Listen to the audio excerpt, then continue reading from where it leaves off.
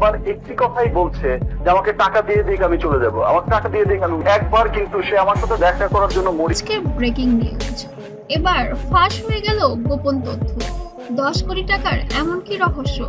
ঢালিউডের superstar Shakib Khan আবারও আলোচনার কেন্দ্রবিন্দুতে। এবার কারণ একটি রহস্যময় কল রেকর্ড, যেখানে শোনা যাচ্ছে 10 কোটি টাকার চমকপ্রদ আলাপ। সোশ্যাল মিডিয়ায় ভাইরাল হওয়া সেই কল রেকর্ড নাকি সাকিব খানের কণ্ঠে শোনা গেছে। আমাকে টাকা দিয়ে দিক আমি চলে যাব, আমাকে টাকা দিয়ে দিক আমি। একবার কিন্তু সে আমার সাথে দেখা করার জন্য মরিয়া হয়ে গেছে, আমার সাথে করেছে, ছবিটাও তুলেছে, সেখানেও কিন্তু সে বলেছে, সেখানেও সে আস্তে করে টাকাটাই চেয়েছে, টাকাটা দিয়ে দেন চলে যাবো। প্রথমে উঠে আসে বিশাল এক অর্থের প্রসঙ্গ, যা নাকি 10 কোটি টাকারও বেশি। তবে কি এখন কোটি টাকার রহস্য ফেসে যাবে সাকিব খান? প্রশ্ন উঠেছে, এই 10 কোটি টাকা আসলে কোন ব্যাপারে? নতুন কোনো সিনেমার বাজেট নাকি ব্যক্তিগত কোনো চুক্তি? কেউ বলছেন এটি হতে পারে বিদেশি ছবিতে অভিনয়ের জন্য প্রস্তাব, আবার কেউ মনে করছেন এটি সম্পূর্ণ ভিন্ন কোনো বিষয়। আসলে কি বিষয় সেটা এখনো যেন গুঞ্জনের মধ্যেই রয়ে গিয়েছে।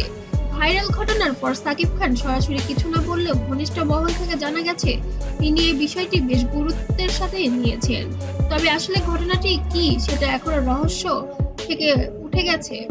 ভক্তরা স্বাভাবিকভাবেই তোলপাড় শুরু করেছেন, কেউ সাকিবের পাশে দাঁড়াচ্ছেন, কেউ বা বলছেন এমন রেকর্ড তার ক্যারিয়ারের জন্য বড় হুমকি হতে পারে। আবার অনেকেই মজা করে লিখছেন, সাকিব ভাই 10 কোটি দিলেও আমার ছবিতে দেখাতে যাব।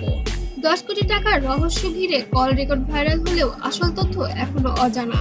তবে একটা বিষয় পরিষ্কার, সাকিব খান মানেই চমক আর আলোচনার কেন্দ্রবিন্দু।